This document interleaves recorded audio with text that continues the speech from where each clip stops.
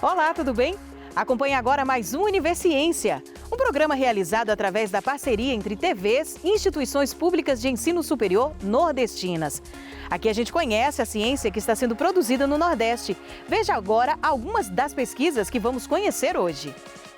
Universidade Federal do Rio Grande do Norte pesquisa produto 100% natural que pode eliminar até 97% das impurezas tóxicas geradas pelos corantes usados na indústria têxtil.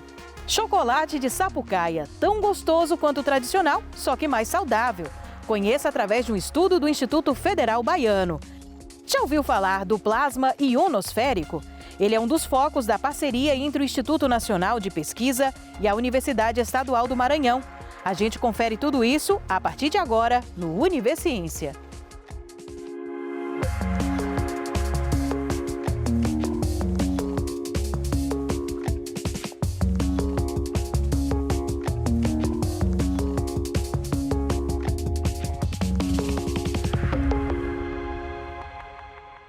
A indústria têxtil tem muita importância para a nossa economia, mas os resíduos da produção podem gerar sérios impactos ambientais.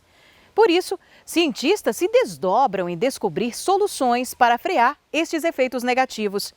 E no Rio Grande do Norte, foi desenvolvido um processo que usa uma espécie de sabão natural feito à base de gordura animal e vegetal para extrair até 97% das impurezas tóxicas geradas pelos corantes usados na indústria têxtil. A novidade 100% natural vem do programa de pós-graduação em Engenharia Química da Universidade Federal do Rio Grande do Norte.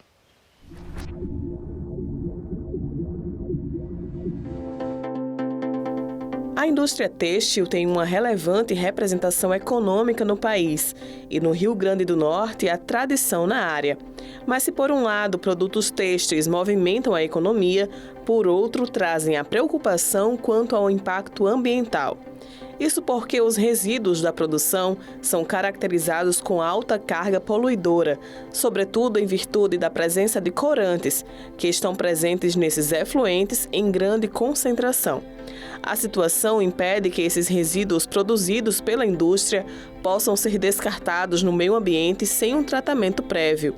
Pensando nisso, um grupo de cientistas da Universidade Federal do Rio Grande do Norte desenvolveu uma forma de tratamento alternativa para esses resíduos, a partir de matéria-prima natural. E uma vez que esse corante está presente nos rios, é lançado como efluente da indústria, ele acaba contaminando, né, os corpos hídricos. Então precisa-se de um tratamento prévio e foi por aí que nossa pesquisa caminhou, né, buscar uma solução para o tratamento desse efluente da indústria têxtil. Surgiu a ideia de se fazer um novo método que seria a floculação iônica.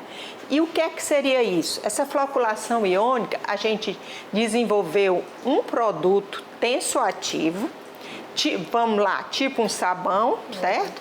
Onde a gente utilizou uma matéria-prima regional e com essa matéria-prima a gente misturava com a água contaminada e um floculante, um agente, digamos, que promovesse a formação de pequenos flocos na água. E esses flocos, eles carreavam o corante. Então, eles eliminavam o corante e depois você só tirava os flocos da água e a água ficava com uma pureza bem desejável. O tensoativo ele foi utilizado para a remoção do corante por meio de flocos, né? Flocos, digamos assim, da dimensão de um sabão em pó, né? Ou um pouquinho, talvez um pouquinho maior do que um sabão em pó. Ele removia, né? Ele remove esse corante da água e, por fim, dá um efluente que nós denominamos de efluente tratado, né? Com a concentração bem menor de corante. O processo usa uma espécie de sabão natural, feito à base de gordura animal e vegetal, e tem o poder de extrair até 97% das impurezas tóxicas geradas pelos corantes usados no processo de fabricação da indústria têxtil. E quando a gente fez os primeiros testes, nós conseguimos, né, observar que o floco formado era capaz de remover o corante. Então, a partir daí, a gente percebendo que ele tem essa capacidade de remover, nós começamos a trabalhar assim, ele funciona, então agora vamos fazer um estudo em cima, né, dessa capacidade de remoção desse floco, de tirar o corante da água, vamos ver quais fatores afetam. E aí nós fomos estudando vários fatores, como concentração do tensoativo, a concentração do corante, entre outras variáveis, outros parâmetros, né? E aí a pesquisa foi se desenvolvendo. As principais vantagens eu considero, primeiro, nós utilizamos matéria-prima regional. Aí tem duas coisas boas. Você está valorizando a matéria-prima regional, ou seja, se alguém for produzir em grande quantidade, vai ter que comprar essa matéria-prima regional.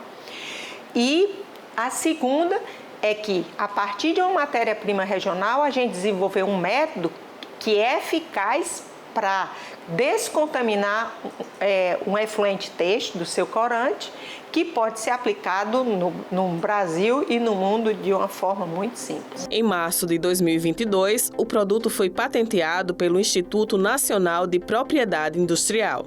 E o INPE, ele reconheceu, né, a sua aplicação, tem aplicabilidade industrial.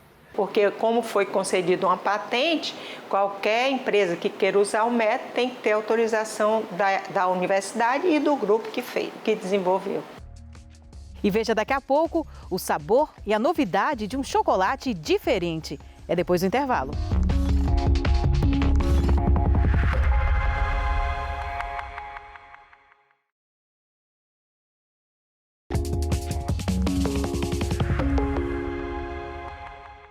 Você conhece a sapucaia? É uma frondosa árvore brasileira de muitas propriedades medicinais. Ela pode chegar a 30 metros de altura e é comum no Nordeste brasileiro. Para além das propriedades medicinais, cientistas do Instituto Federal Baiano, na região de Uruçuca, no sul da Bahia, têm utilizado o fruto dessa planta para produzir um chocolate tão saboroso quanto os convencionais, porém mais saudável.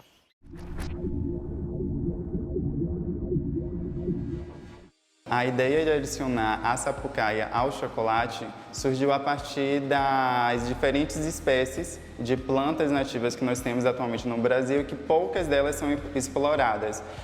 A gente vê de forma comum mais utilizada a castanha do caju, e aí a sapucaia tem teores nutricionais muito interessantes.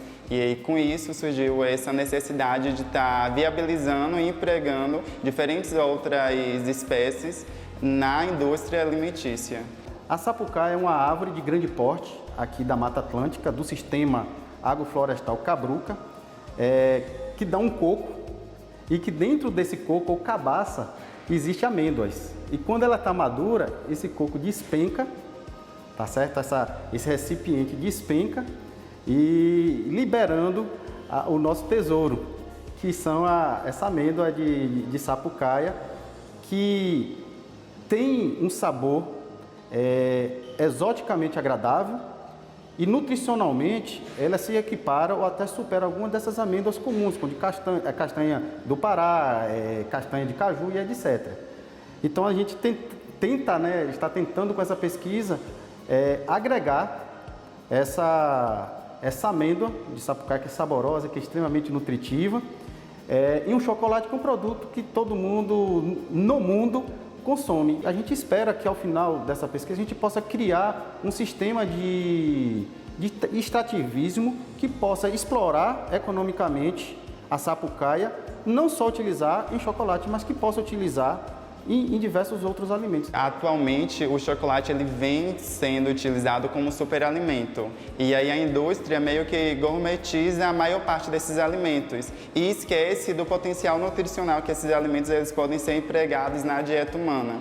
Com isso, buscando na literatura e na academia pesquisas relacionadas a algum outro alimento que venha a estar sendo adicionado ao chocolate, a gente viu que é bem escasso artigos, materiais e pesquisas em si para obtenção de chocolate com algum outro elemento. Daí a gente teve essa necessidade de buscar na Mata Atlântica, a região a qual vivemos e que está situado o Instituto Federal Baiano, alguma outra espécie que tenha potenciais nutricionais e que possam combinar ou ser adicionados ao chocolate sem perder a textura, a qualidade e os componentes já presentes no chocolate. Então a gente tem um projeto que integra duas matérias-primas da Mata Atlântica, do sistema Cabruca, que é a sapucaia e o cacau, na elaboração de chocolate, e um projeto assim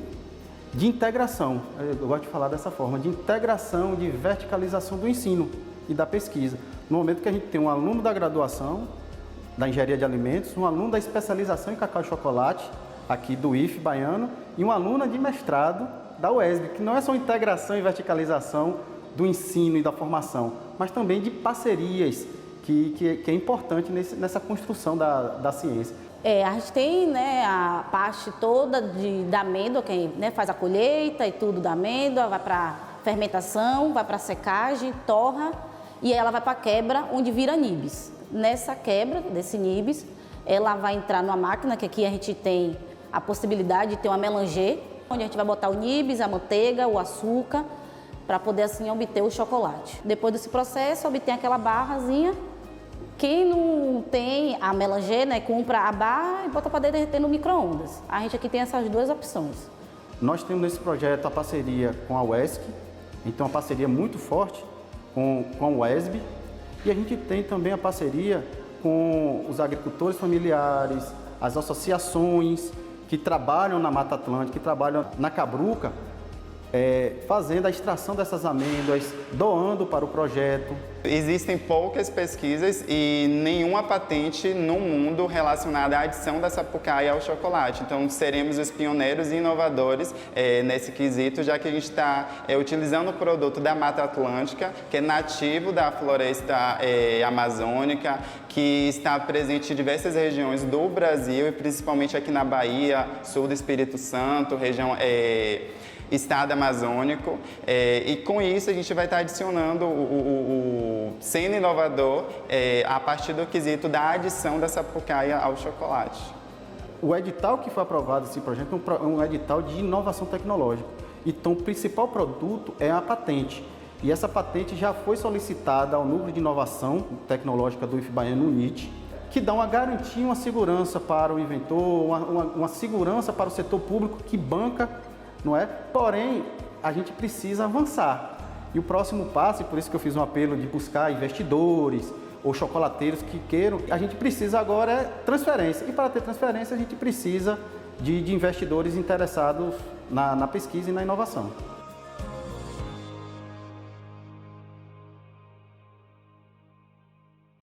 As parcerias entre universidades públicas e os institutos de pesquisa são históricas e fundamentais ao desenvolvimento da ciência. A exemplo desta que vamos conhecer agora, entre o Instituto Nacional de Pesquisa Espacial e a Universidade Estadual do Maranhão. A cooperação científica possibilitou a criação de um observatório espacial. Entre os estudos desenvolvidos, os cientistas analisam a perturbação dos sinais de comunicação entre satélites. O INPE, Instituto Nacional de Pesquisas Espaciais, ele é um órgão do Ministério da Ciência e Tecnologia, é um órgão federal. A nossa sede fica em São José dos Campos, no estado de São Paulo. Em 1991, vieram para cá, a São Luís, alguns pesquisadores sondar o local para ver a possibilidade de instalar um observatório espacial. Na época, escolheram este sítio como o melhor local para construirmos o observatório espacial. Fizemos um convênio de cooperação científica com a UEMA e a UEMA nos cedeu essa área de 7 hectares para instalarmos toda a infraestrutura necessária para desenvolvermos pesquisa. O porquê de estarmos aqui, o porquê de escolhermos esse local? Talvez é a pergunta que todo mundo faz, primeiramente. É porque o fenômeno que tínhamos interesse na pesquisa, que era o fenômeno do plasma, estudar o plasma ionosférico, ele ocorre com maior frequência e maior intensidade próximo da linha de campo do equador magnético. E o equador magnético o melhor local para estudar na época era aqui. Então esta é uma das razões principais. Então nós instalamos primeiramente um radar ionosférico analógico, que era conhecido como ionossonda. Funcionamos por uns 2 ou 3 anos com esse radar e logo depois foi feito um upgrade nesse sistema. Então foi instalado mais 2 radares ionosféricos, só que agora digital. E esse radar funciona até hoje. Hoje nós monitoramos em tempo real as interações das radiações cósmicas que vêm em direção à Terra. Então, quando tem uma mancha solar, uma explosão solar que vem em direção ao nosso campo, geralmente essa energia eletromagnética interfere nesse plasma ionosférico. Um plasma é constituído de íons e ao interferir, ele muda a densidade eletrônica e essa mudança de densidade eletrônica provoca uma interferência nos sinais de satélite. Os nossos satélites que nós estudamos são satélites GPS, satélites de posicionamento, mas também a gente estuda satélites geoestacionários. Todas essas interferências são gravadas e posteriormente processadas e enviadas para São José dos Campos, onde os pesquisadores começam a pesquisar o nível de interferência que houve naquele sinal. Então, hoje nós temos convênio de cooperação científica ao redor de todo o mundo. No Brasil, nós temos com várias universidades, convênio direto com a Força Aérea Americana, com a Universidade de Boston, com a Universidade de Kyushu, no Japão, como Lowell, e que fica em Massachusetts. Então são vários pesquisadores interessados em estudar esse fenômeno, porque o Brasil tem uma extensão territorial vasta que permite que você monitore de leste a oeste com precisão esse fenômeno. Então vários equipamentos instalados aqui nesse sítio permitem estudar esse fenômeno. Eu cheguei no INPE para fazer meu doutorado. Eu fiz um mestrado em Natal, trabalhando também com a área de geofísica espacial, depois fui para o INPE, fazer meu doutorado. Também na área de geofísica espacial, a gente estuda a geração, desenvolvimento e evolução das estruturas de plasma. E aqui na UEMA, eu estou estudando mecanismos que geram essas estruturas de plasma, tanto para períodos de atividade solar máxima, atividade solar mínima, e ao longo de toda a noite. A gente faz esse estudo das estruturas de plasma. Na UEMA temos acordos internacionais. Um desses acordos internacionais é com a Força Aérea Americana, certo? Então a Força Aérea Americana, ela com interesse também de estudar o clima espacial e estudar as perturbações de plasma que chamamos de cintilação ionosférica. Então eles trouxeram esse equipamento, esse radar. Houve a instalação do equipamento e esse radar o que ele faz? Ele rastreia satélites chamados LEO Satellite, que são satélites de baixa órbita. Eles estão mais ou menos a uns 600 km de altitude, certo? Eles têm umas órbitas específicas. Então ele observa o satélite, mais ou menos no horizonte, e ele faz o rastreamento. Ele acompanha o satélite ao longo do período, do percurso dele. Aí depois espera o próximo satélite, e também aponta para ele e acompanha. Então nesse percurso ele coleta dados de cintilação, ou seja, a perturbação do sinal que vem do satélite, atravessa a camada ionosférica, toda perturbada, e recebe aqui. Então são esses dados que nós processamos. Temos os receptores, no receptor a gente processa esses dados e observa a perturbação do sinal, quão perturbado esteve, e isso é importante para fazer simulações e para poder processar em diversos programas para entender o clima espacial da ionosfera. Então esse é o objetivo máximo da nossa pesquisa. Tem muitos países, muitos grupos de pesquisa utilizando esses dados para a pesquisa. Eles desenvolvem equipamentos, por exemplo, esse equipamento que foi instalado pela Força Aérea Americana, eles desenvolvem. Só existem 2 equipamentos desses no mundo, certo? Um está instalado em Christmas Island e o outro está instalado aqui em São Luís. É o momento de chamar a comunidade docente e discente da UEMA para se unirem ao esforço que nós fazemos. Nós estamos também publicando alguns artigos e queremos que mais gente se integre, para podermos trabalhar mais, podemos publicar, podemos usar esses dados. Nós estamos localizados numa região extremamente importante. Estamos localizados muito próximo do equador geográfico, muito próximo do equador magnético. Então é uma localização ideal para estudar a ionosfera. Então esse é o intuito hoje em dia, tentar trazer a comunidade acadêmica para estudar. Fazemos esse esforço em conjunto e conseguir desvendar um pouco os mistérios, né? A física por trás da geração e evolução do plasma. E no próximo bloco a gente confere a história de um dos artistas mais importantes da Bahia. É depois do intervalo.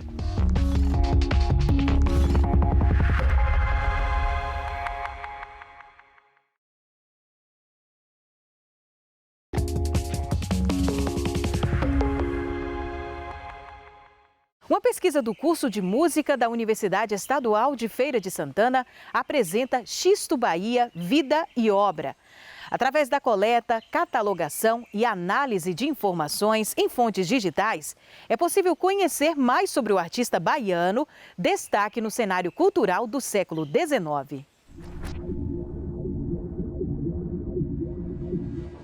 Xisto Bahia foi um compositor, cantor, mas principalmente ator baiano, que teve sucesso, fez sucesso nacionalmente e que nasceu na segunda metade do século XIX. Ele nasce em Salvador em 1841 e fez sucesso enquanto ator e junto com isso cantando músicas que fizeram muito sucesso, porque o teatro musical na segunda metade do século XIX era um dos principais meios de divulgação de música, né? Lembremos que não havia fonógrafo ou gramofone, né? Radiola, como se dizia até um tempo atrás. A música era disseminada através de partituras e através de eventos sociais, mas sempre de uma forma limitada, né? E o teatro, por ser mais massivo, era a forma mais numerosa, assim, que fazia mais facilmente chegar a um número maior de pessoas, a música. Aí de um lado você tinha o machixe, que é o lundu, né, que era um gênero muito conhecido, e do outro você tinha a polca, a quadrilha, a modinha, essa mistura aí de gêneros, que naquele momento é o que as pessoas tocavam e ouviam e circulavam. Dentre esses, dois eram mais famosos, que eram o lundu e a modinha. Quis debalde varrer-te da memória. Apesar dele ser um cara conhecido enquanto nome importante para a música popular brasileira, os dados biográficos dele conhecidos advêm basicamente de uma literatura escrita sem muito compromisso com pesquisa documental, ou seja, aquela literatura de época, de cronistas de época, ou de parentes que logo depois da morte dele escreveram dados biográficos dele, ou então vem de uma outra natureza de fonte, que são livros que aproveitaram essa primeira fonte e acrescentaram uma ou outra informação. Quer dizer, no final, existem muitas lacunas, muitas controvérsias sobre os dados biográficos de Xisto Bahia. Portanto, daí então nasce o objetivo principal de nossa pesquisa, né? Através de uma pesquisa documental, notadamente através de uma hemeroteca digital, a gente, por conta das notícias de jornal e de todo o contexto, a gente consegue ampliar bastante esses dados biográficos do Xisto Bahia.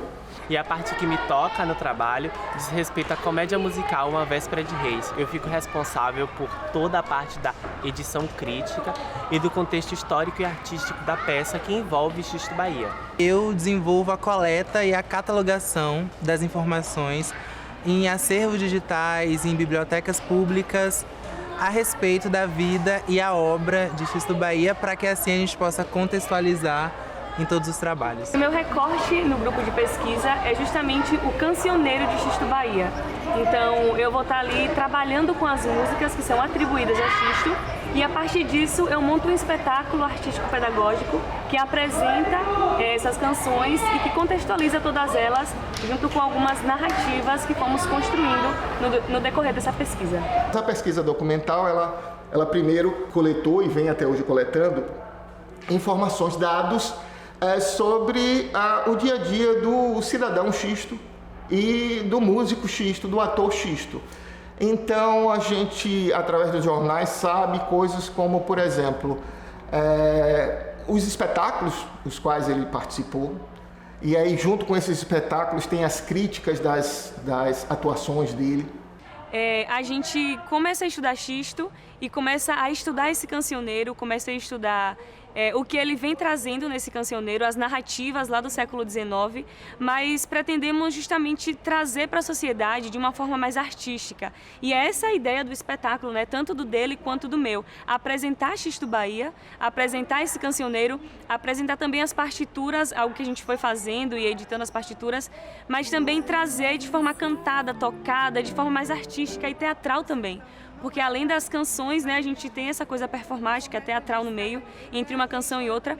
Então a gente traz esse espetáculo para o público, para que eles conheçam Xisto Bahia, seu cancioneiro e toda essa narrativa presente que está entrelaçada com as narrativas atuais também. Coleta de informações nesses arquivos digitais, os dados biográficos de Xisto Bahia e construir um ensaio biográfico preliminar que lá na frente vai desembocar num livro que será a biografia de Xisto Bahia, mas a proposta do projeto neste momento é um ensaio biográfico preliminar a partir desta pesquisa, né?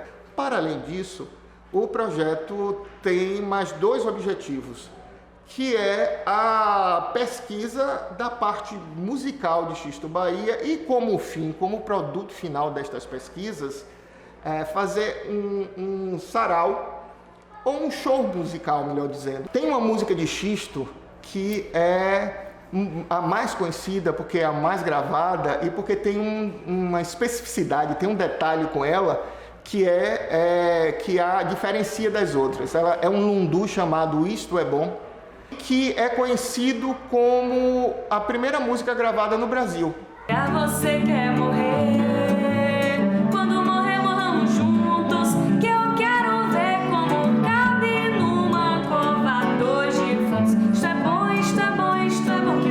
Que na verdade não há prova documental de que Isto é Bom tenha sido a primeirona música gravada no Brasil, né? Por que ela ganhou esse status?